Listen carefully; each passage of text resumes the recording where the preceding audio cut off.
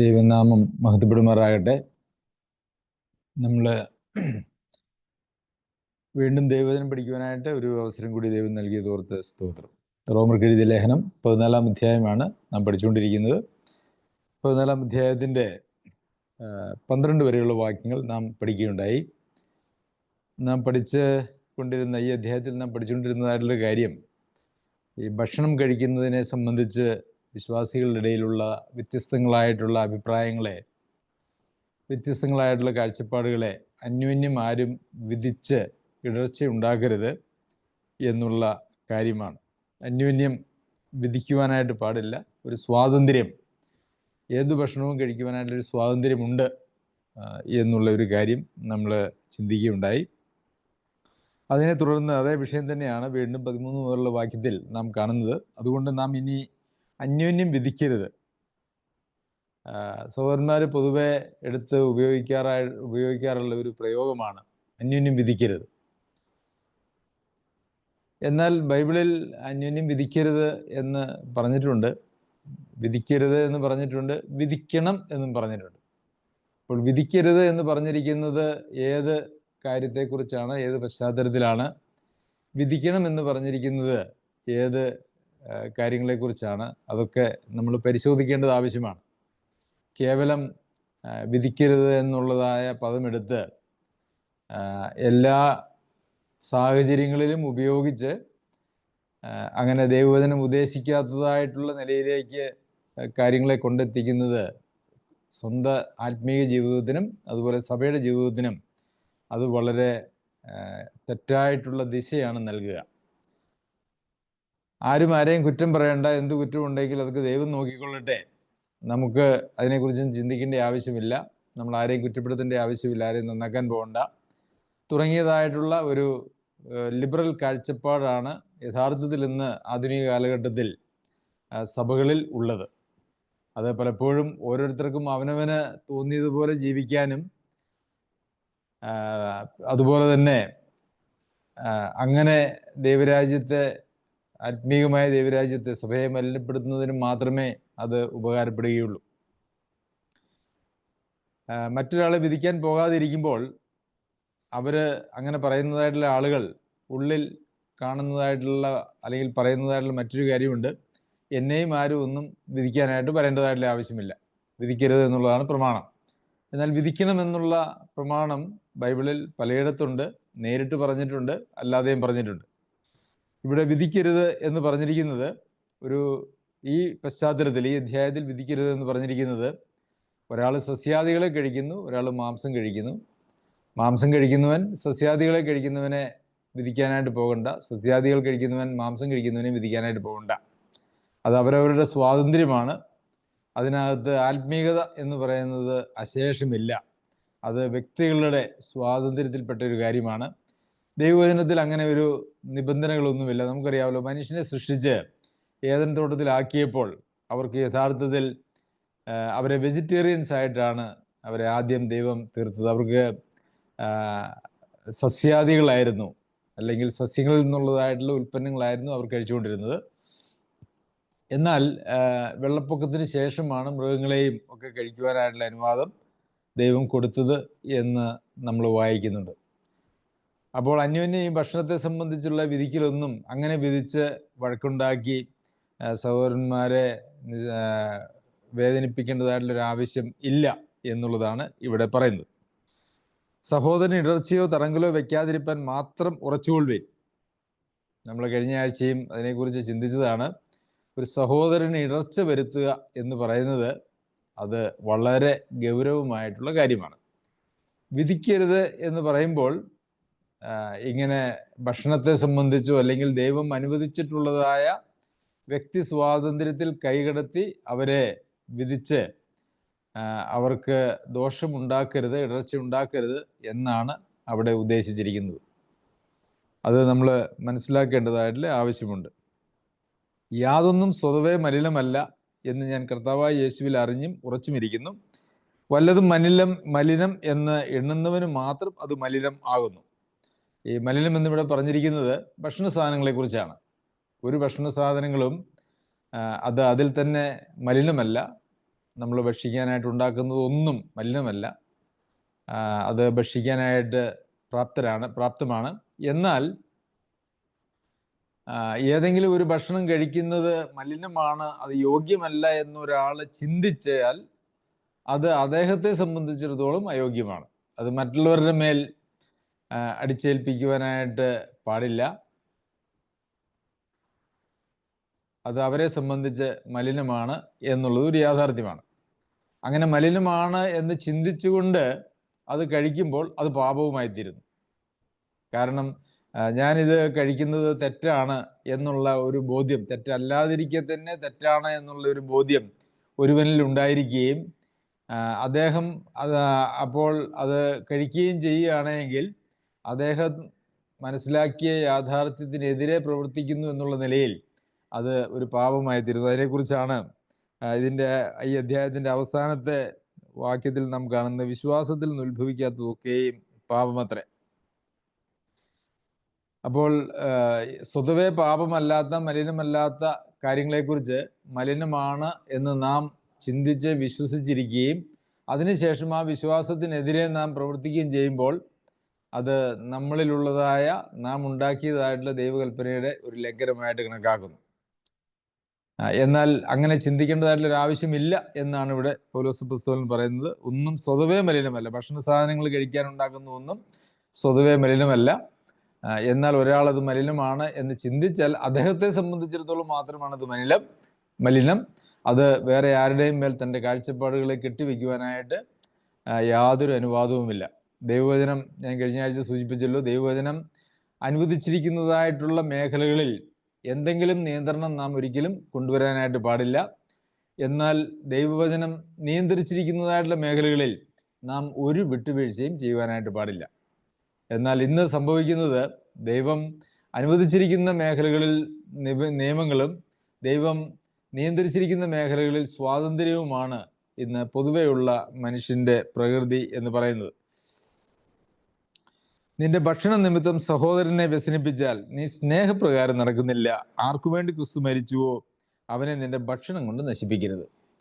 അപ്പോൾ ഇത് ഭക്ഷണം കൊണ്ട് ഒരു സഹോദരനെ നശിപ്പിക്കാൻ കഴിയും എന്നാണ് നമ്മളിവിടെ കാണുന്നത്. എങ്ങനെയാണ് ഒരു സഹോദരൻ നശിച്ചു പോകുന്നത്? അങ്ങനെ സഹോദരനെ നശിക്കാൻ സാധിക്കുമോ? സാധിക്കുമെന്ന് തന്നെയാണ്. നമ്മൾ എഫെസ്യരെ എഴുതിയ ലേഖനത്തിലാണെന്ന് തോന്നുന്നു നാം വായിക്കുന്നുണ്ട്, ഒരുവൻ ഒടുങ്ങിപ്പോകാതിരിപ്പാൻ സൂക്ഷിച്ചുകൊള്ളുക. ഒരുവൻ ഒടുങ്ങിപ്പോകാതിരിപ്പാൻ, സഹോദരന് ഇടർച്ച വരുത്തുക. അത് ആ നാശം ഏത് നിലയിലുള്ളതാണ് എന്നുള്ളതിനെക്കുറിച്ച് വ്യക്തമായിട്ട് അവിടെ പറഞ്ഞിട്ടില്ല. എന്നാൽ ഈ ഭക്ഷണ കാര്യങ്ങളെ സംബന്ധിച്ചും, അല്ലെങ്കിൽ ഭക്ഷണം മാത്രവുമല്ല, മറ്റ് പല സഭകളിലും തർക്കങ്ങളും പ്രശ്നങ്ങളും ഒക്കെ ഉണ്ടാകുന്നത് എന്തെങ്കിലും ഗൗരവമായിട്ടുള്ള വിഷയത്തെ സംബന്ധിച്ചല്ല.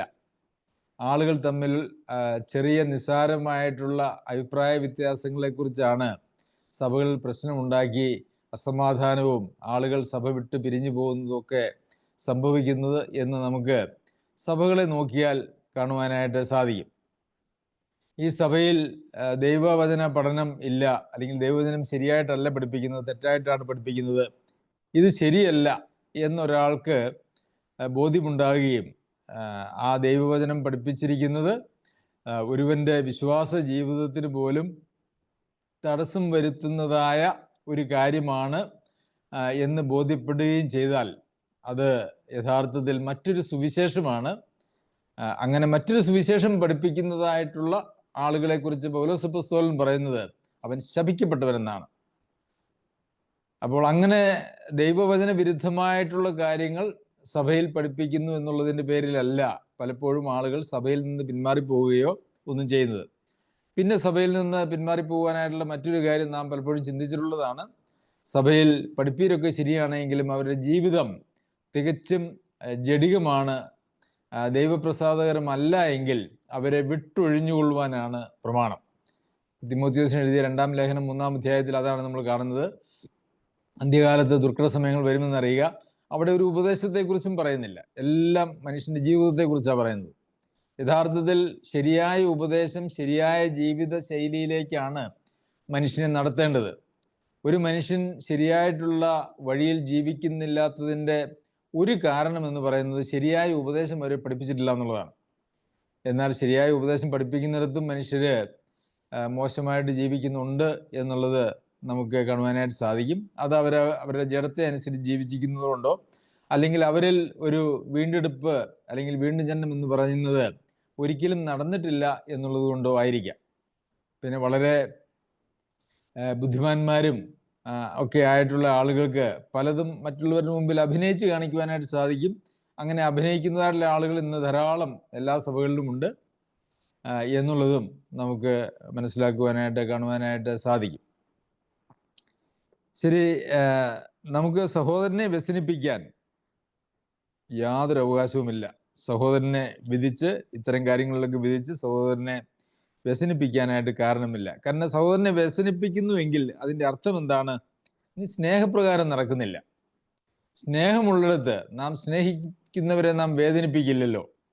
നാം സഹോദരനെ വേദനിപ്പിക്കുന്നു അല്ലെങ്കിൽ വ്യസനിപ്പിക്കുന്നു എന്ന് പറഞ്ഞാൽ അതിൻ്റെ അർത്ഥം സഹോദരനെ നാം സ്നേഹിക്കുന്നില്ല എന്നുള്ളതാണ്. സ്നേഹിക്കുന്നില്ല എങ്കിൽ പിന്നെ സഹോദരന്മാരെ സ്നേഹിക്കാനായിട്ട് ഒരാൾക്ക് കഴിയുന്നില്ല എങ്കിൽ പിന്നെ അവൻ്റെ ആത്മീയത എന്ന് പറയുന്നത് ഒരു വട്ടപൂജ്യമാണ് എന്ന് നമുക്കറിയാം. ഇന്ന് അനേക സഭകളിലും സഹവിശ്വാസികളെ ഉൾക്കൊള്ളുവാനും സ്നേഹിക്കുവാനും കഴിയാത്തതായിട്ടുള്ള ആളുകളുടെ കൂട്ടങ്ങളാണുള്ളത്. അതൊരു യാഥാർത്ഥ്യമാണ്. അന്യോന്യം ബഹുമാനമോ സ്നേഹമോ ഉള്ള ആളുകൾ അതിനകത്ത് വളരെ കുറവാണ്. പലപ്പോഴും പല സഭകളിലും ചെറിയ ചെറിയ ഗ്രൂപ്പുകളാണ് ഉണ്ടായിരിക്കുന്നത്. ഈ ഗ്രൂപ്പുകളുള്ളത് സ്നേഹത്തിൻ്റെ അടിസ്ഥാനത്തിലൊന്നുമല്ല, ആരോടെങ്കിലുമുള്ള വിരോധത്തിൻ്റെ അടിസ്ഥാനത്തിലോ അതല്ല എങ്കിൽ ഇച്ചിരി സാമ്പത്തികമായിട്ടുള്ള ശേഷി ഉള്ള ആളുകൾ ഒരുമിച്ച് കൂടുന്നു, അല്ല എങ്കിൽ പശ്ചാത്തലത്തിൻ്റെ അടിസ്ഥാനത്തിൽ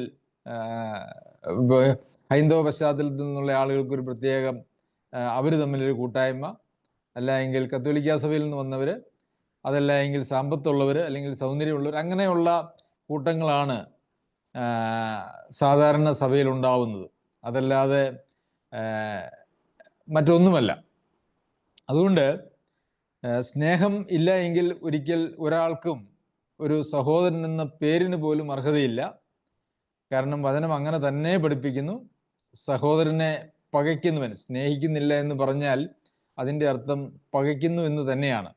എനിക്ക് സ്നേഹവുമില്ല സ്നേഹക്കേടുമില്ല എന്ന് ഒരിക്കലും ദൈവാത്മാവ് ഉള്ള ഒരാൾക്ക് പറയുവാനായിട്ട് കഴിയുകയില്ല. സ്നേഹമില്ല എന്ന് പറഞ്ഞാൽ അതിൻ്റെ അർത്ഥം പകയ്ക്കുന്നില്ല, പകയ്ക്കുന്നു എന്നാണ്. കാരണം പകയ്ക്കുന്നത് കൊണ്ടാണ് സ്നേഹമില്ലാതെ വരുന്നത്, ഉണ്ടാകാതെ വരുന്നത്. അങ്ങനെ സഹോദരനെ സ്നേഹിക്കാത്തവൻ കുലപാതകനാകുന്നു, യാതൊരു കുലപാതകനിലും നിത്യജീവൻ വസിച്ചിരിപ്പില്ല എന്നുള്ളത് വചനത്തിലെ വളരെ ശക്തമായ പഠിപ്പീരാണ്. അതേ അധ്യായത്തിൽ തന്നെയാണ് യോഹന്നാൻ എഴുതിയ 1-ാം ലേഖനം 3-ാം അധ്യായത്തിലാണിത്. അതേ അധ്യായത്തിൽ തന്നെയാണ് ദൈവത്തെ സ്നേഹിക്കുകയും ഞാൻ ദൈവത്തെ സ്നേഹിക്കുന്നു എന്നാൽ സഹോദരനെ സ്നേഹിക്കുന്നില്ല എന്ന് പറയുന്നവൻ കള്ളനാകുന്നു എന്ന് പറഞ്ഞിരിക്കുന്നത്. അതുപോലെ തന്നെ പാപം ചെയ്യുന്നവൻ പിശാചിൻ്റെ മകനാകുന്നു. ഇതൊക്കെ എഴുതിയിരിക്കുന്ന ദൈവമക്കൾക്കാണ്. ഒരാൾ പാപത്തിൽ ജീവിക്കുകയും അതുപോലെ തന്നെ സഹോദരനെ സ്നേഹിക്കാതിരിക്കുകയും അതുപോലെ ദൈവത്തെ സ്നേഹിക്കുന്നു എന്ന് പറയുകയും സഹോദരനെ സ്നേഹിക്കാതിരിക്കുകയും ചെയ്യുന്നു എന്ന് പറയുന്നതായിട്ടുള്ള ആളുകളൊക്കെ അവര് ഒരു വീണ്ടും ജനനം പ്രാപിക്കാത്ത അവിശ്വാസിക്ക് തുല്യമാണ്. എന്നാൽ അവിടെയൊന്നും അവര് രക്ഷിക്കപ്പെടാത്തത് കൊണ്ടാണ് എന്നൊരു വാക്ക് നമുക്കിവിടെ കാണാനായിട്ട് കഴിയുന്നില്ല. അവർ രക്ഷിക്കപ്പെടണമെന്നല്ല പറയുന്നത്, മറിച്ച് അവര് മാനസാന്തരപ്പെട്ട് യഥാസ്ഥാനപ്പെടുക എന്നുള്ളതാണ്. അപ്പോൾ പ്രിയമുള്ളവരെ, രക്ഷിക്കപ്പെട്ട ആളുകൾക്ക് പിശാചിൻ്റെ മകനായിട്ട് തീരുവാൻ കഴിയും, കള്ളനായിട്ട് തീരുവാൻ, ആത്മീയമായിട്ട് അവൻ കള്ളനായിട്ട് തീരാനായിട്ട് കഴിയും. അതുപോലെ തന്നെ നിത്യജീവൻ വസിച്ചിരിപ്പില്ലാത്ത അവസ്ഥയിലും ഒരുവന് ആകുവാനായിട്ട് സാധിക്കും. അതാണ് നമുക്ക് കാണുവാനായിട്ട് കഴിയുന്നത്. അപ്പോൾ ഇവിടെ സ്നേഹമുണ്ട് എങ്കിൽ മറ്റുള്ളവർക്ക് ഇടർച്ച ഉണ്ടാക്കില്ല. സ്നേഹമില്ലാത്തിടത്താണ് ഇടർച്ച ഉണ്ടാക്കുന്നത് എന്ന് നമുക്ക് അറിയാമല്ലോ. പിന്നെ വീണ്ടും ഇവിടെ നശിപ്പിക്കുന്നതിനെ കുറിച്ച് പറയുന്നു. എന്താണ്? ആർക്കു വേണ്ടി ക്രിസ്തു മരിച്ചുവോ അവനെ നിന്റെ ഭക്ഷണം കൊണ്ട് നശിപ്പിക്കരുത്. ഭക്ഷണം കൊണ്ട് നശിപ്പിക്കരുത്. എത്ര നിസ്സാരമായിട്ടുള്ളൊരു കാര്യമാണ് നമ്മൾ വിവിധങ്ങളായിട്ടുള്ള ഭക്ഷണ സാധനങ്ങൾ ഉണ്ടാക്കി അത് കഴിക്കുകയും ഒക്കെ ചെയ്യുന്നതായിട്ടുള്ളൊരു കാര്യം. അത് നിസ്സാരമായിട്ടുള്ളൊരു കാര്യമാണ്. അതിനുള്ള സ്വാതന്ത്ര്യം എല്ലാവർക്കും ഉണ്ട്. എന്നാൽ അത് സംബന്ധിച്ച് വ്യസനിപ്പിക്കുകയും ഇടർച്ച വരുത്തുകയും വിധിക്കുകയും ചെയ്യുന്നത് വഴി സഹോദരനെ ഭക്ഷണം കൊണ്ട് നശിപ്പിക്കുക എന്ന് പറയുന്ന ഒരവസ്ഥയിലാണ് വരുന്നത്. ഇതിനെക്കുറിച്ച് കൊരിന്ത്യർക്ക് എഴുതിയ 1-ാം ലേഖനം അതിൻ്റെ 8-ാം അധ്യായത്തിലും പൗലോസ് അപ്പോസ്തലൻ വളരെ വിശദമായിട്ട് പറയുന്നുണ്ട്. കൊരിന്ത്യർക്ക് എഴുതിയ 1-ാം ലേഖനം അതിൻ്റെ 8-ാമത്തെ അധ്യായം. അവിടെ വിഗ്രഹാർപ്പിതം കഴിക്കുന്നതിനെ കുറിച്ചാണ് പറയുന്നത്. വിഗ്രഹങ്ങൾക്ക് വെച്ചതായിട്ടുള്ള ഒരു ഭക്ഷണം കഴിക്കാനായിട്ട് അനുവാദമുണ്ടോ ഇല്ലയോ എന്നുള്ളതാണ് അവിടുത്തെ വിഷയം. അവിടെ ഒരു വളരെ പക്വതയുള്ളതായിട്ടുള്ള ഒരാൾ വിഗ്രഹം ഏതുമില്ല, ഏത് ഭക്ഷണവും ഒരു കുഴപ്പവുമില്ല, അത് കഴിക്കുന്നുണ്ടെന്ന് ഒരു പ്രശ്നവുമില്ല എന്ന് വിശ്വസിക്കുന്നതായിട്ടുള്ള ഒരു ശക്തനായ വിശ്വാസിയും, എന്നാൽ വിഗ്രഹത്തിന് അർപ്പിച്ചത് കഴിക്കുന്നത് പാപമാണ് എന്ന് ചിന്തിക്കുന്നതായിട്ടുള്ള ഒരു ബലഹീനനായിട്ടുള്ള വിശ്വാസിയും, അങ്ങനെ 2 പേര് അവിടെ പ്രത്യക്ഷപ്പെടുകയാണ് ചെയ്യുന്നത്. അപ്പോൾ ആ ബലഹീന വിശ്വാസിയെ ഓർത്ത് അവന് മനസ്സിന് ഇടർച്ച വരുത്താതെ ഇരിക്കേണ്ടതിന് വേണ്ടി പൗലോസ് അപ്പോസ്തലൻ ആ അധ്യായം അവസാനിപ്പിക്കുമ്പോൾ, ആകയാൽ ആഹാരം എൻ്റെ സഹോദരന് ഇടർച്ചയായി തീരുമെങ്കിൽ എൻ്റെ സഹോദരന് ഇടർച്ച വരുത്താതിരിക്കേണ്ടതിന് ഞാൻ ഒരു നാളും മാംസം തിന്നുകയില്ല. അവിടെ അതിൻ്റെ 11-ാമത്തെ അധ്യായത്തിൽ ആർക്കു വേണ്ടി ക്രിസ്തു മരിച്ചുവോ ആ ബലഹീന സഹോദരൻ ഇങ്ങനെ നിന്റെ അറിവിനാൽ നശിച്ചു പോകുന്നു. അപ്പോൾ ഒരാൾക്ക് ദൈവവചനത്തിൻ്റെ അറിവുണ്ട്, പക്വതയുണ്ട്, ശക്തനാണ്, എന്നാൽ മറ്റൊരാൾ ശക്തനല്ല, ബലഹീനനാണ്. അപ്പോൾ ഒരാളുടെ അറിവ് മറ്റൊരാളുടെ യഥാർത്ഥത്തിൽ നാശത്തിനല്ല, ഇടർച്ചയ്ക്കല്ല കാരണമാകേണ്ടത്. ഞാൻ വളരെ ശക്തനാണ് എങ്കിലും ബലഹീനരായിട്ടുള്ള വിശ്വാസികളും സഭകളിൽ ഉണ്ട് എന്നുള്ളത് അറിഞ്ഞ് ആ ബലഹീനരെ താങ്ങുകയും അവരെ ധൈര്യപ്പെടുത്തുകയും അവർക്ക് ഇടർച്ച വരുത്താതെ ഇരിക്കുകയും ചെയ്യുക എന്നുള്ളത് ആവശ്യമാണ് എന്ന് നമുക്കറിയാം. ഇങ്ങനെ 12-ാമത്തെ വാക്യത്തിൽ ഇങ്ങനെ സഹോദരന്മാരുടെ നേരെ പാപം ചെയ്ത് അവരുടെ ബലഹീന മനസാക്ഷിയെ ദണ്ഡിപ്പിക്കുമ്പോൾ നിങ്ങൾ ക്രിസ്തുവിനോട് പാപം ചെയ്യുന്നു. അപ്പോൾ അതിനെക്കുറിച്ച് എന്തൊക്കെയാ പറയുന്നത്? അവരുടെ ബലഹീന മനസാക്ഷി ദണ്ഡിപ്പിക്കുക, സഹോദരന്മാരുടെ നേരെ ചെയ്യുന്നതായിട്ടുള്ള പാപം ക്രിസ്തുവിന് നേരെയുള്ള പാപമാണ്. ഭക്ഷണം കഴിക്കുന്നത് സംബന്ധിച്ച കാര്യമാണ് അവിടെയും പറഞ്ഞിരിക്കുന്നത്. പ്രിയമുള്ളവരെ, എത്ര ഗൗരവമായിട്ടുള്ള കാര്യമാണ്. വിശ്വാസികൾ തമ്മിലുള്ളതായിട്ടുള്ള ബന്ധത്തിന് തടസ്സമായിട്ട്, കൂട്ടായ്മയ്ക്ക് തടസ്സമായിട്ട് വരുന്ന ഒന്നും സഭയിൽ ഉണ്ടാകുവാനായിട്ട് പാടില്ല എന്നുള്ളതാണ് സത്യം. ഒരു ഉദാഹരണത്തിന് നമുക്കറിയാം, സഭ എന്ന് പറയുന്നത് ക്രിസ്തുവിൻ്റെ ശരീരമാണ്. സഭയിലെ അംഗങ്ങളെല്ലാവരും ആ ശരീരത്തിൻ്റെ അവയവങ്ങളാണ്. വളരെ സിമ്പിളായിട്ട് നാം ചിന്തിച്ചാൽ ഒരു ശരീരത്തിലെ അവയവത്തിന് മറ്റൊരു അവയവത്തിന് കേടുവരുത്താനായിട്ട് കഴിയുമോ? ഒരിക്കലുമില്ല. സ്വന്തം ശരീരത്തിന് കേടുവരുത്തുന്ന ആളുകളുണ്ടല്ലേ, നമുക്കറിയാം. അവരെന്തുകൊണ്ടാണ് അവർ സ്വന്തം ശരീരത്തിന് കേടുവരുത്തുന്നത്? അവർ സുബോധമില്ലാത്തവരാ. മാനസികമായിട്ട് സുബോധമില്ലാത്തതായിട്ടുള്ള ആളുകൾ അവരുടെ സ്വന്തം ശരീരത്തെ കേടുവരുത്താനായിട്ടുള്ള സാധ്യതയുണ്ട്. അതുപോലെ തന്നെ നമ്മുടെ സഭയിലെ ഒരു സഹോദരനോ സഹോദരിക്കോ ഏതെങ്കിലും നിലയിൽ ഇടർച്ച വരുത്തുന്നതായിട്ടുള്ള ആളുകൾ അവര് സ്വന്തം ശരീരത്തിന് കേടുവരുത്തുന്ന ആളുകളാണ്. അങ്ങനെയുള്ള ആളുകളെ ദൈവം വളരെ കർശനമായിട്ട് നേരിടും.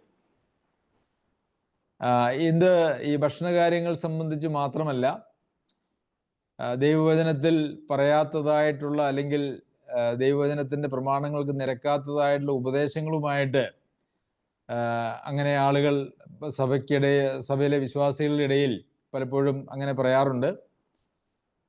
ചില ആളുകൾ സഭയിൽ പഠിപ്പിക്കുന്നതായിട്ടുള്ള കാര്യങ്ങളെ സംബന്ധിച്ച് അവർക്ക് അത് സമ്മതിക്കാൻ തയ്യാറല്ലാതെ അവർ വ്യത്യസ്തമായിട്ടുള്ളൊരു കാഴ്ചപ്പാടുകൾ പുലർത്തുകയും അത് സമയം കിട്ടുമ്പോഴും തരം കിട്ടുമ്പോഴും ഒക്കെ മറ്റുള്ളവരുടെ ഇടയിൽ പറയുകയും ചെയ്യും. ദൈവവചനം പഠിപ്പിക്കുന്നതായിട്ടുള്ള ആളുകളുടെ അടുത്ത് അതിനെക്കുറിച്ച് പഠിക്കുവാനോ ചർച്ച ചെയ്യുവാനോ അല്ലെങ്കിൽ അതിനെക്കുറിച്ച് സമയം ചെലവഴിച്ച് പഠിക്കാനായിട്ടൊന്നും അവർക്ക് താല്പര്യമില്ല.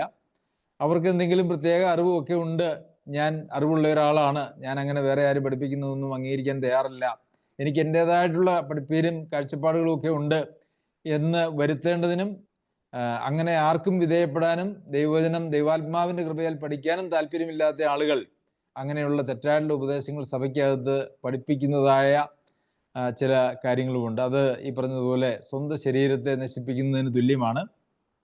നമ്മുടെ സഭയിലാണെങ്കിൽ അതിൻ്റെ ഒരു ആവശ്യമില്ല.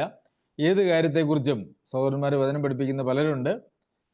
ഏത് കാര്യത്തെക്കുറിച്ചും ദൈവവചന പ്രകാരമുള്ളതായ കാര്യങ്ങൾ പഠിക്കാനും പഠിപ്പിക്കാനും ചർച്ച ചെയ്യാനും നമുക്ക് സ്വാതന്ത്ര്യമുണ്ട് എന്നുള്ളതാണ് ഒരു യാഥാർത്ഥ്യം.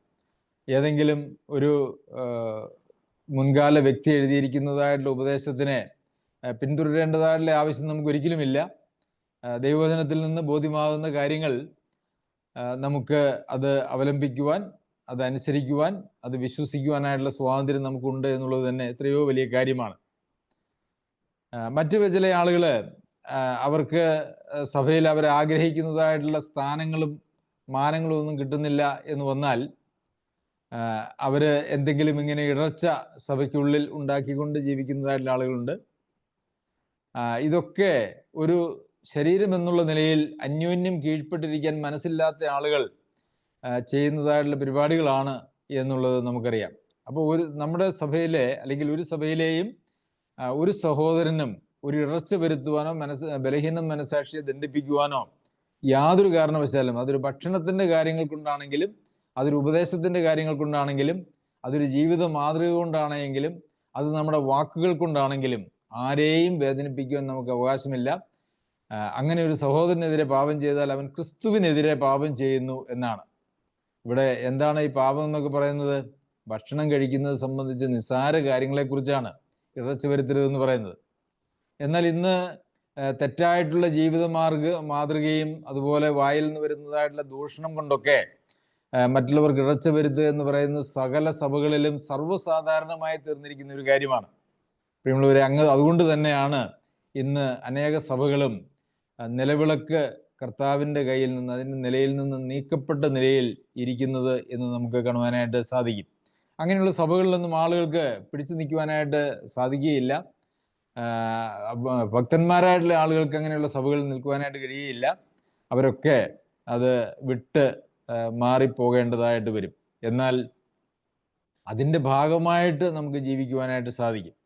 അപ്പോൾ നമ്മളും ആ വഷളത്വത്തിൻ്റെ ഒരു ഭാഗമായിട്ട് നമ്മളും അങ്ങനെ തുടരുക എന്നുള്ളതാണ് അതിൻ്റെ അർത്ഥം. അപ്പോൾ പ്രിയമുള്ളവരെ, സഹോദരന് ഇറച്ചിയോ തറങ്ങലോ വെക്കാതിരിക്കാൻ മാത്രം ഉറച്ചുകൊള്ളുക.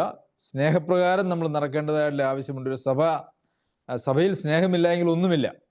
ഞാൻ വിചാരിക്കുന്നു സ്നേഹത്തെക്കുറിച്ച് ഏറ്റവും കൂടുതൽ പഠിപ്പിച്ചിട്ടുള്ളൊരു സഭയാണ് നമ്മുടെ സഭ. അവിടെ സ്നേഹമില്ല എങ്കിൽ സഭ അല്ല എന്നുള്ളതാണ് യാഥാർത്ഥ്യം. സഭ എന്ന് പേര് വിളിക്കണമെങ്കിൽ അവിടെ സ്നേഹമുണ്ടായിരിക്കണം. എന്തുകൊണ്ടാണ് സ്നേഹമുണ്ടായിരിക്കണം എന്ന് പറയുന്നത്? സഭയിലെ അംഗങ്ങളിൽ എല്ലാവരിലും ദൈവാത്മാവിനെ നൽകിയിട്ടുണ്ട്. ദൈവാത്മാവ് ഹൃദയത്തിലുള്ള ആളുകൾക്കെല്ലാവർക്കും സ്നേഹമുണ്ട്, സ്നേഹമുണ്ടായിരിക്കും. കാരണം നമ്മളിൽ പകർന്നിരിക്കുന്ന ദൈവാത്മാവിനാൽ നമ്മളിൽ സ്നേഹം പകർന്നിരിക്കുന്നുവല്ലോ എന്നാണ് നമ്മൾ റോമർക്ക് എഴുതിയ ലേഖനം 5-ാം അധ്യായത്തിൽ വായിക്കുന്നത്. അപ്പോൾ ദൈവാത്മാവ് ഒരാളിൽ പ്രവർത്തിക്കുന്നുണ്ടെങ്കിൽ സഹോദരൻ ഇടർച്ച വരുത്തുവാനായിട്ട് ഒരിക്കലും കഴിയുകയില്ല.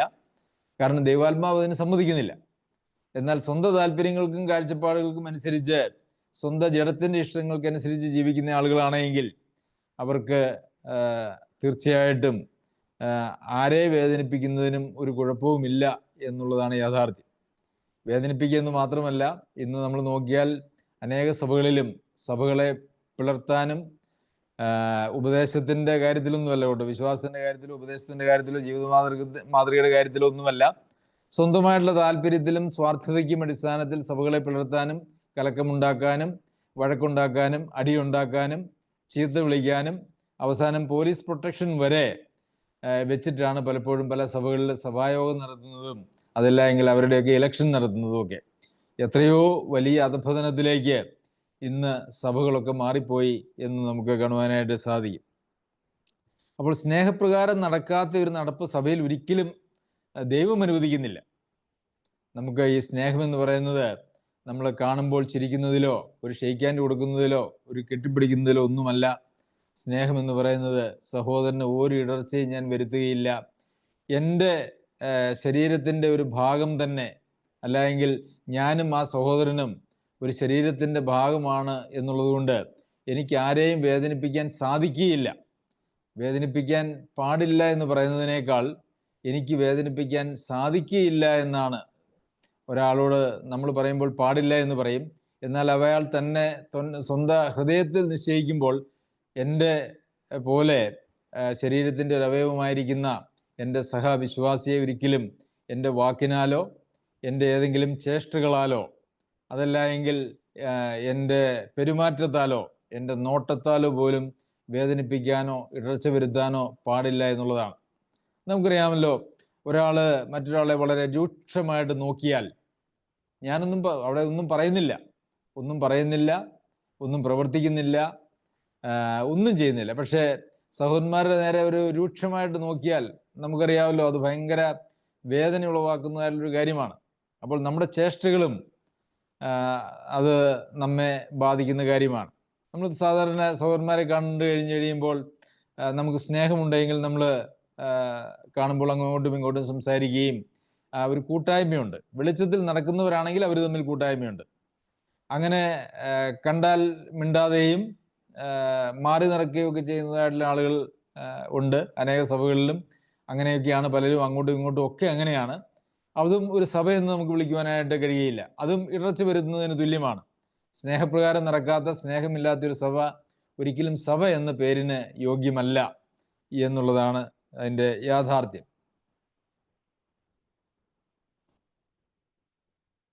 അതുകൊണ്ട് സ്നേഹപ്രകാരം നടക്കുന്നില്ല. ആർക്കു വേണ്ടി ക്രിസ്തു മരിച്ചുവോ അവനെ നിന്റെ ഭക്ഷണം കൊണ്ട് നശിപ്പിക്കരുത്. ക്രിസ്തു ആർക്കു വേണ്ടി മരിച്ചുവോ അവനെ നിന്റെ ഭക്ഷണം കൊണ്ട് നശിപ്പിക്കരുത്. ഈ ഭക്ഷണത്തിൻ്റെ കേസ് കിട്ടൊക്കെ പറഞ്ഞ് അന്യോന്യം ഇടർച്ചയുണ്ടാക്കി പലരും വിശ്വാസത്തിൽ നിന്ന്, ഈ സഭ വിട്ടും വിശ്വാസം വിട്ടും ഇന്ന് ലോകത്ത് ഒത്തിരി ആളുകൾ പിന്മാറിപ്പോയിരിക്കുന്നതിൻ്റെ ഒരു പ്രധാന കാരണം എന്ന് പറയുന്നത് ഈ സഹോദരന്മാർ തമ്മിലുള്ളതായിട്ടുള്ള വ്യക്തിബന്ധങ്ങൾ അല്ലെങ്കിൽ ഇടർച്ചകൾ അല്ലെങ്കിൽ സ്നേഹപ്രകാരം നടക്കാത്തത്, അങ്ങനെയുള്ള കാരണങ്ങളാലാണ് അനേകരും വിശ്വാസം വിട്ട് പിന്മാറിപ്പോയിരിക്കുന്നത്. ഇന്ന് അനേകരും വിശ്വാസത്തിലേക്ക് കടന്നു വരാതിരിക്കുന്നതിൻ്റെ ഒരു കാരണവും സുവിശേഷത്തിൻ്റെ മഹത്വവും ക്രിസ്തീയ ജീവിതത്തിൻ്റെ മഹത്വവും ഒന്നും ഈ വിശ്വാസികൾ എന്ന് പറയുന്നതായിട്ടുള്ള ആളുകളിലേക്ക് നോക്കിയാൽ കാണാനില്ല എന്നുള്ളതും കൂടിയാണ്. യഥാർത്ഥത്തിൽ നമ്മൾ ക്രിസ്തുവിൻ്റെ ശിഷ്യന്മാരെന്ന് നമ്മൾ തമ്മിലുള്ള സ്നേഹം കണ്ടിട്ട് ലോകം മനസ്സിലാക്കുമെന്നാണ് നമ്മൾ വായിക്കുന്നത്. നമ്മൾ തമ്മിലുള്ള സ്നേഹം കണ്ടിട്ട് ലോകം മനസ്സിലാക്കുന്ന നാം ക്രിസ്തുവിൻ്റെ ശിഷ്യന്മാരെന്ന്. എന്നാൽ പ്രിയമുള്ളവരെ, നമ്മളുടെ ഒരു സഭയിലെ, നമ്മുടെ സഭയെക്കുറിച്ച് പറയുമ്പോൾ അങ്ങനെ വലിയ പ്രശ്നങ്ങളൊന്നുമില്ല എന്ന് എനിക്കറിയാം. എന്നാൽ ഇന്ന് നമ്മൾ കാണുന്നതായിട്ടുള്ള സഭയിലെ വിശ്വാസികൾ തമ്മിലുള്ള സ്നേഹവും ബഹുമാനവും ഒക്കെ കണ്ടിട്ട് ഇവർ ക്രിസ്തുവിൻ്റെ ആളുകൾ ആണ് എന്ന് പറയത്തക്കതായ ഒരു സാക്ഷ്യം, ഒരു വെളിച്ചം ലോകത്തിൽ പകരുന്ന കൂട്ടങ്ങളാണോ എന്നുള്ളത് വളരെ സംശയമാണ്. പലപ്പോഴും സുവിശേഷം പറയാൻ പോകുമ്പോൾ നിങ്ങളെപ്പോലെ പറഞ്ഞുകൊണ്ട് നടക്കുന്ന ആളുകളെയൊക്കെ ഞങ്ങളിവിടെ കാണുന്നുണ്ട്, ഞങ്ങളുടെ ദേശത്തുണ്ട്, എല്ലാവരെയും ഞങ്ങൾക്കറിയാം, കൂടുതലൊന്നും പറയണ്ട. പ്രസംഗിക്കുന്ന ആളുകളെയും ഞങ്ങൾ ധാരാളം കണ്ടിട്ടുണ്ട്. ഇപ്പോഴാണെങ്കിൽ യൂട്യൂബിലും ഒക്കെ പ്രസംഗിക്കുന്നവരെയും കണ്ടിട്ടുണ്ട്, അവർക്കെതിരെ പ്രസംഗിക്കുന്നവരെയും കണ്ടിട്ടുണ്ട്. അപ്പോൾ വല്ലാതെ വഷളായിരിക്കുന്ന ഒരു ക്രിസ്തീയ സംസ്കാരമാണ് ഇന്ന് നമുക്ക് ചുറ്റും കാണുവാനിരിക്കുന്നത്. ദൈവത്തിൻ്റെ നാമത്തിന് നിന്ന വരുത്തുന്നു എന്ന് മാത്രമേ നമുക്ക് അതിനെക്കുറിച്ച് പറയുവാനായിട്ട് കഴിയുള്ളൂ. നിങ്ങളുടെ നന്മയ്ക്ക് ദൂഷണം വരുത്തരുത്. അങ്ങനെ നമ്മളിൽ എന്തെങ്കിലും ഒരു നന്മയുണ്ടെങ്കിൽ അതിന് ദൂഷണം വരുത്തരുത്. എങ്ങനെയാണ് ദൂഷണം വരുത്തുന്നത്? മറ്റ് സഹോദരങ്ങളുടെ, ബലഹീനനായിട്ടുള്ള സഹോദരങ്ങളെ നശിപ്പിക്കുക, അവരെ വിധിക്കുക, മുതലായിട്ടുള്ള വ്യസനിപ്പിക്കുക, സ്നേഹപ്രകാരം നടക്കാതിരിക്കുക, ഇങ്ങനെയൊക്കെ ചെയ്യുന്നത് വഴി നിങ്ങളുടെ നന്മയ്ക്ക് ദൂഷണം വരുത്തരുത്. എന്തൊക്കെ നന്മ നമ്മളിലുണ്ട് എന്ന് പറഞ്ഞാലും പ്രിയമുള്ളവരെ, സഹവിശ്വാസികളെ സ്നേഹിക്കാനും കരുതുവാനും അവരെ നമ്മോട് ചേർത്ത് പിടിക്കുവാനും കഴിയുന്നില്ല എങ്കിൽ നമ്മളുടെ നന്മയ്ക്ക് ദൂഷണം വരും. അതായത് ആ നന്മ കൊണ്ട് വലിയ പ്രയോജനമൊന്നും ഇല്ല എന്നർത്ഥം. എത്ര നന്മ ചെയ്തു എന്ന് പറഞ്ഞാലും നമുക്ക് സ്നേഹിക്കാൻ കഴിയുന്നില്ല എങ്കിൽ, നാം ഇടർച്ച വരുന്നുവെങ്കിൽ നമ്മുടെ നന്മയ്ക്ക് ദൂഷണമാണ്. അതുകൊണ്ട് പ്രിയമുള്ളവരെ, സഹോദരന്മാരെന്ന് പറയുന്നത് വലിയ, ആ ബന്ധം എന്ന് പറയുന്ന ഒരു വലിയ ആഴത്തിലുള്ള ആത്മീയ ബന്ധമാണ്. ഈ സർവപ്രപഞ്ചത്തിൻ്റെയും സൃഷ്ടാവായിരിക്കുന്ന ദൈവം തമ്പുരാൻ സ്വന്തം പുത്രനെ നൽകി വീണ്ടെടുത്ത തൻ്റെ രക്തത്താൽ വീണ്ടെടുത്ത വിലയേറിയ ആളുകളാണ് നമ്മുടെ ചുറ്റുമിരിക്കുന്നവർ എന്നുള്ള യാഥാർത്ഥ്യത്തെ നാം എപ്പോഴും ഓർത്തിരിക്കേണ്ടത് ആവശ്യമാണ്.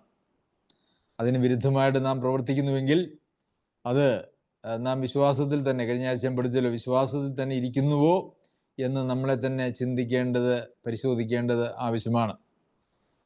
സഹോദരനെ പകയ്ക്കുന്നവൻ, അവരെക്കുറിച്ച് പറയുന്നത്, അവൻ നിത്യജീവൻ വസിച്ചിരിപ്പില്ല, അവൻ കൊലപാതകനാണ് എന്നാണ്. അതുകൊണ്ട് പ്രിയമുള്ളവരെ, നമ്മൾ ആർക്കെങ്കിലും ഇടർച്ച ഉണ്ടാക്കിയിട്ടുണ്ടോ? അങ്ങനെ ഇടർച്ച ഉണ്ടാക്കുന്നതായിട്ടുള്ള എന്തെങ്കിലും വാക്കുകളോ പെരുമാറ്റമോ സംസാരമോ ആംഗ്യ ഭാഷകളോ ചേഷ്ടകളോ ഒക്കെ നമ്മുടെ ജീവിതത്തിലുണ്ടോ? അത് നമ്മൾ പരിശോധിക്കണം.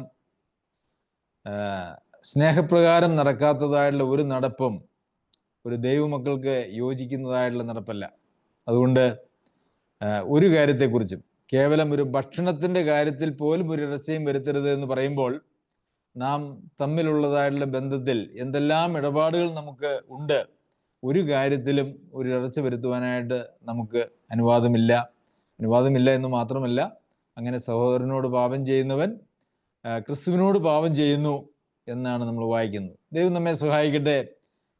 സാഹോദര്യ ബന്ധത്തെ, ക്രിസ്തീയ സാഹോദര്യ ബന്ധത്തെ അതിൻ്റെ പൂർണ്ണമായിട്ടുള്ള പ്രാധാന്യത്തോടു കൂടി മനസ്സിലാക്കുവാനും അതിനോട് ചേർന്ന് നിന്ന് ദൈവസഭയുടെ പണിക്കായി, അല്ലെങ്കിൽ കർത്താവിൻ്റെ ആ മണവാട്ടിയുടെ ഒരുക്കത്തിനായി നമുക്കും നമ്മളാൽ ആവോളം ദൈവം തന്ന ഒത്തവണ്ണം അവൻ്റെ ആത്മാവിനാൽ ചെയ്യുവാൻ സർവശക്തനായ ദൈവം നമ്മെല്ലാവരെയും സഹായിക്കട്ടെ.